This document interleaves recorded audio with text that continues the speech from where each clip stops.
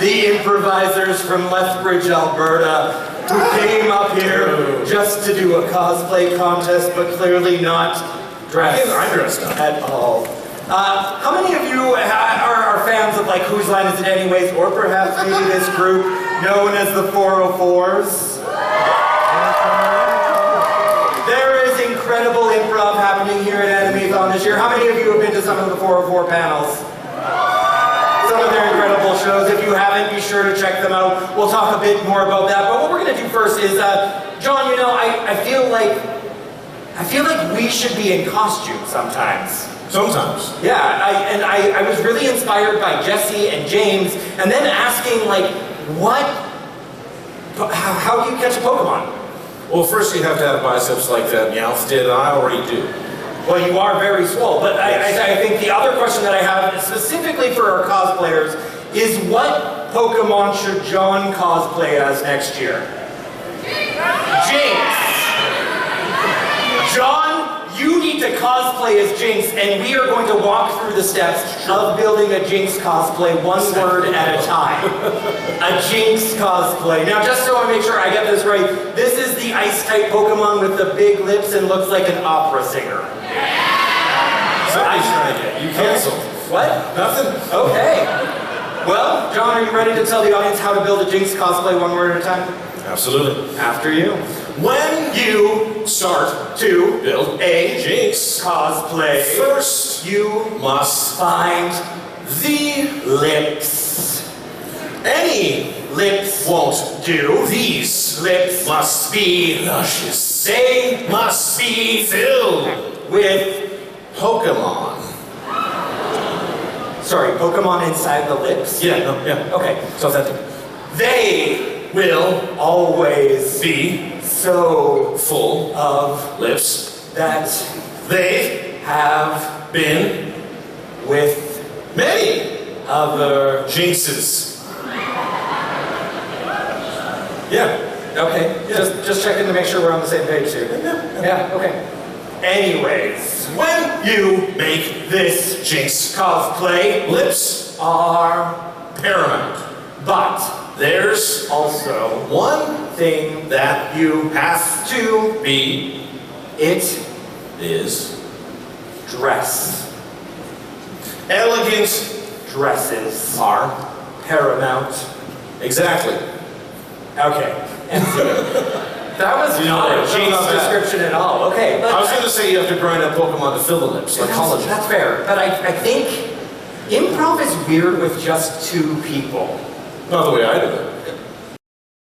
Well, I want you to go out there and find maybe 4 volunteers from the audience. Oh, that'll be much better. Yeah, so what we're going to do is we're going to play a game called Slideshow.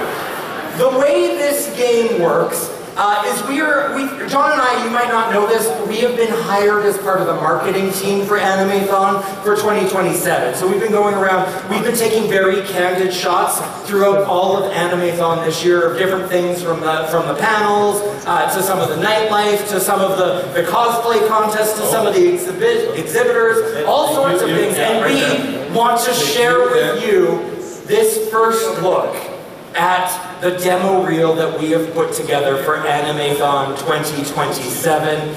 John is grabbing a couple volunteers. We are going to grab this young woman who is being very polite with the purple and pink hair in the front row here. And halfway back, just behind the flashlight, I have a young gentleman with his hand up, waving back and forth. Come on up. Come around on the stage. If you guys follow John, John will bring you through the backstage, up onto the stage here.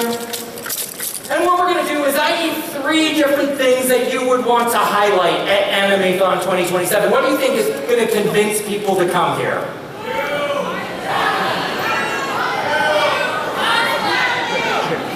I heard cosplay.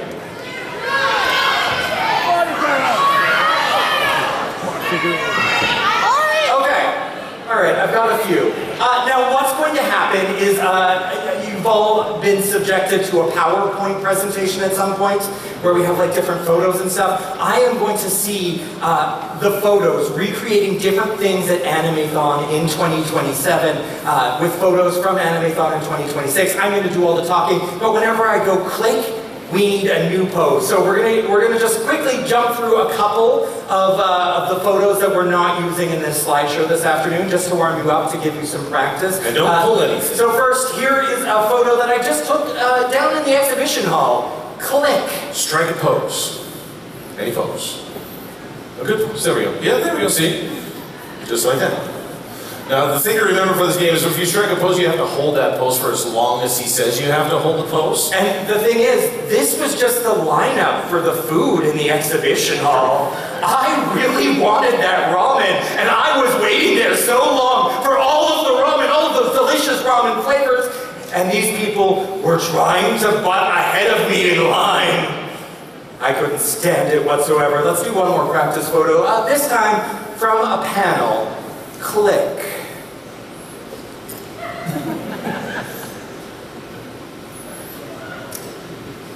Yes, It's her. this panel was the How to Catch a Pokemon in 3 Steps panel. It's just how it goes some days, how it goes sometimes. All right, are you ready for the actual advertisement for Animethon 2027? Are the 6 of you ready for this actual advertisement for Animethon 2027? John and I are going to do all the narration for you and throw things back and forth. Coming to you, August 2027, an experience that you've never been to before, something unlike anything you've ever seen, smelt, or heard. We present Animethon 2027. Click. Featuring all your favorite characters, like somebody who worked out just for a cosplay, somebody really adorable, somebody who may or may not have fake blood or real blood on them, one guy who just found his bros, and somebody who just got rejected by their waifu. It's heartbreaking to see, but that's why we go to Animethon, for the pure, brutal heartbreak. You don't go to NASCAR for the races, and you don't come to anime for the anime characters, except for all your favorite Pokemon. In fact, we have 6 of your favorite Pokemon here that are all going to be different and distinct from each other's Pokemon. Did you know? Take a look. Click. Dave, which Pokemon are these? These are my favorite Pokemon. I know. Can you name them? We start over here with Machoke. We move on to Tangela. Sure. We move on. They're all going to be Gen 1. If you had any expectations of anything else from a 40-year-old, you were dead wrong. Next up, we have Mew. Then we have Taurus. Then we have Gengar. And last but not least, we have the fearsome, the mighty, the one, the only, Rattata. Good. It was, yeah, and you can see them all at Animethon 2027, but not only can you see that, you can see out on the patio a brand new food truck. Click! As you can see, the health and safety codes have laxed in 2027. We're now serving half human, half ponies. That's right, all the bronies didn't really go anywhere, we just made them into a Soylent Green like slurry. They're quite delicious. As technically horse meat, high in protein, this food truck is going to feature some of the best flavors, like Fluttershy and Rainbow Dash. The views expressed in this advertisement are not those of Animethon or myself. It is all John. That's why it's brony stuff. But the most important thing about Anime 2027 is, of course, the love. When everybody who feels like they're okay with being near another human being they've never met before and be on a stage at Animethon tonight, get close and hug and feel tenderly about each other, only within their comfort zone, and if you don't like it, you can just step off to the side, that's for real. But this is the love scene from Animethon 2027. The completely PG and PG for absolutely everything. Hands-on love scene. Click. There we go. There. Yep, there. See? That's what it's all about at the end of the day. And not only the end of the day, we actually took this photo with people waiting in line for badges on day 1. It was absolutely amazing, but most importantly, let's have a round of applause for all of our volunteers! Thank you so much! You It's in this way, guys. Now I mentioned the 404s have some incredible panels coming up. Today, for example, they have an RPG playthrough tonight at 7, and then they have their late night show at 10 o'clock, and we're lucky enough to share the stage with one of our dear friends. Please welcome to the stage, Mark from the 404s! Hey guys! And how's it going, Mark? How's it going? It's great. I was watching the show here today. You guys did fantastic. It was great cosplay today. Yeah! Sweet, good stuff. But, Mark, we're going to give you complete control over the scene John and I are going to do, if that's all right with you. Oh, really? We're going to do a game called Ding. Okay. And whenever we, those Southern Alberta improvisers, say something that you, the Calgarian, the Edmonton improvisers, the big city improvisers don't like, you can say Ding. Ding. And we'll take it back and do something completely different. Can do. Now, what I need from you, the audience, is a fictional world that John and I are living in.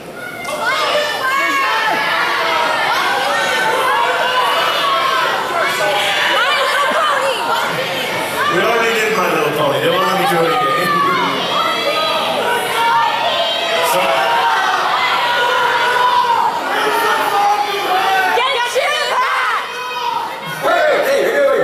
Hey, over here. Yu-Gi-Oh! Holy rock! All right, John, are you ready? Strangely, yes.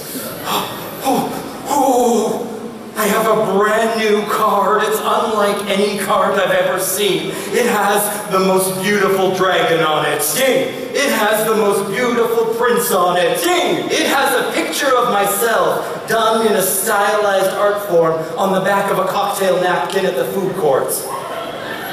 Listen, Yugi, if you don't stop this, I can't be the pharaoh for you anymore. Oh, but I need you to be. I've never needed anything. I just ripped this cocktail napkin in half. Ding. I just ripped this cocktail napkin into 4 pieces. Ding. I just folded this cocktail napkin into a dragon.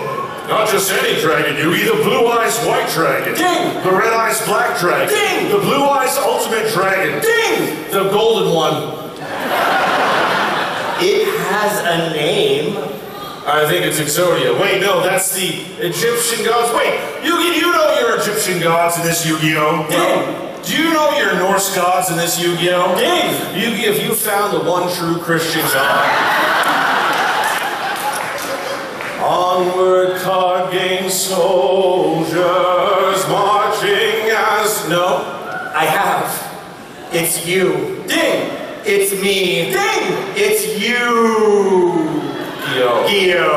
God damn it. MC. Round of applause for Mark, everybody. We're going to keep Mark on stage, and we're going to flip things up. Sure. So what's going to happen is I am going to have a catchphrase and like a battle cry. John, what's a catchphrase for me? You're going down, mister. You're going down, mister. And what's my battle cry?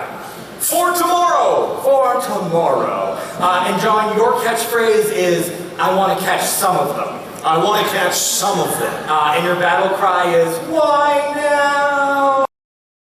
Yeah. Why now? I do want to catch some of them. And what was mine again? For tomorrow. For tomorrow. Not while I'm around, mister. Something like that. All right. So what we need is, Mark is like the announcer, the adjudicator of some sort of battle. It could be like giant mechs, it could be Pokemon, it could be, what do you want to see John and I fight as?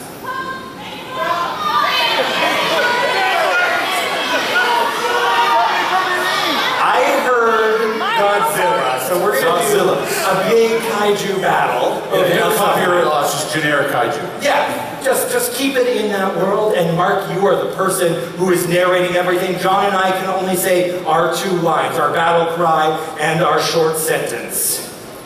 Welcome everybody to the Giant Kaiju Battle of Tokyo! Why now? Hey there, mister. On the left side, that is stage left, we have the big green monster himself. It is Godzilla.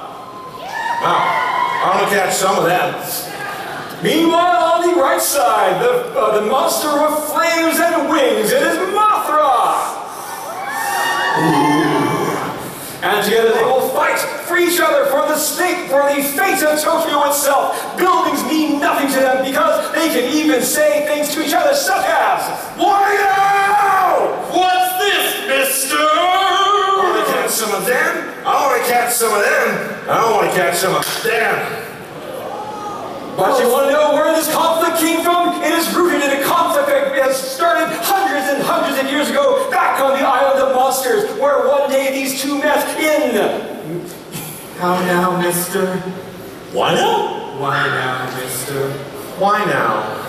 Fast forward to only 100 years later, where the two of them have become from friends to only slightly mortal enemies. I want to catch some of them. How now, mister? Why now, mister? Why now? I want to catch some of them. And then, 9 months later... I want to catch some of them. Why now, mister? Well, why now? And then 18 years after that... I want to catch some of them. Why now? How now, mister? Why now? And so this brings us back to the present, where Godzilla and Mothra will once and for all have it out over the streets of Tokyo.